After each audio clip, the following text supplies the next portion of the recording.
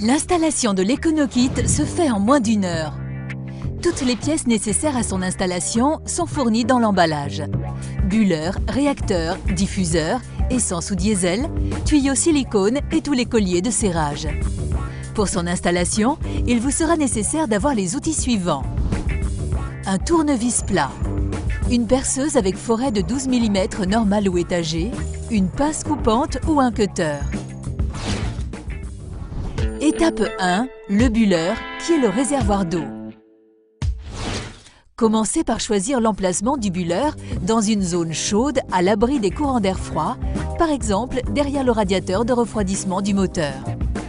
Mais pas en contact de pièces métalliques et chaudes, risquant de le détériorer. Utilisez les grands colliers plastiques fournis pour fixer le bulleur.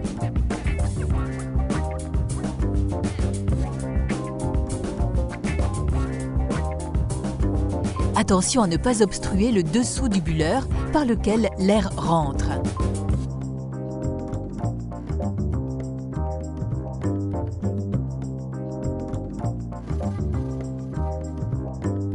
Vérifiez la fixation du bulleur.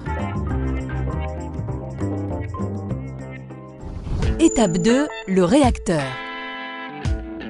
Commencez par brancher les deux extrémités du tuyau silicone sur le réacteur. N'oubliez pas les colliers de serrage.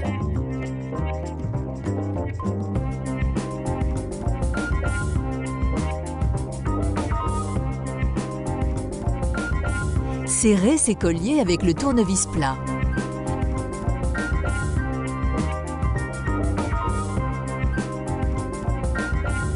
Placez le réacteur sur le collecteur d'échappement en fonte ou sur la partie la plus chaude du turbo et le fixez à l'aide du grand collier de serrage métallique fourni.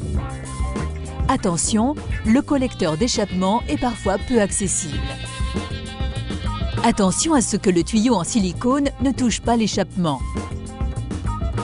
Ramenez la boucle du tuyau en silicone vers le bulleur. Étape 3, le diffuseur pour moteur diesel.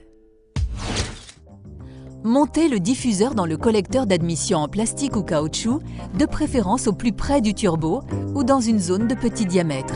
Le collecteur d'admission se situe entre le filtre à air et le moteur ou le turbo. Percez un trou diamètre 12 mm avec une perceuse et un foret normal ou étagé. Insérez en force le diffuseur en orientant la flèche dans le même sens que la circulation de l'air. Fixez le diffuseur à l'aide de deux colliers de serrage plastique fournis.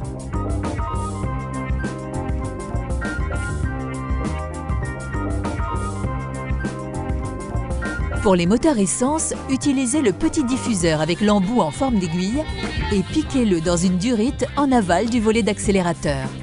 Par exemple, durite de canister ou autre durite connectée au collecteur d'admission en dépression. Attention de ne pas percer le tuyau d'assistance au freinage. Étape 4, raccordement.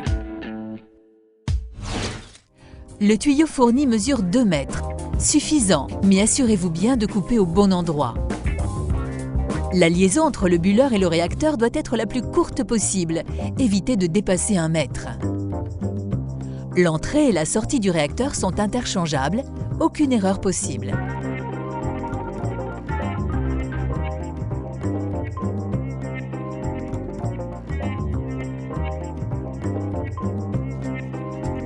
Reliez et serrez avec un petit collier de serrage métallique fourni le tuyau silicone au diffuseur en prenant garde de ne pas laisser de point bas pour éviter l'accumulation d'eau de condensation à l'arrêt. Vérifiez que les tuyaux de silicone ne frottent pas sur des parties métalliques saillantes. Si besoin, les attachez. Étape 5, finalisation de l'installation et remplissage.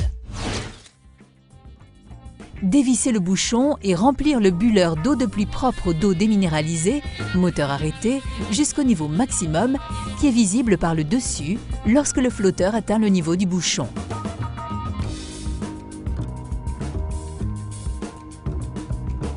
Ne pas utiliser d'eau chlorée ni calcaire. Bien serrer le bouchon après remplissage. Vous pouvez démarrer le moteur et vérifier la formation de bulles d'air dans le bulleur. Il suffit pour cela d'accélérer un peu le moteur.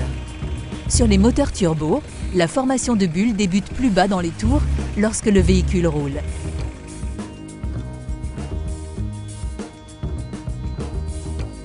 Plus d'informations sur www.econokit.fr.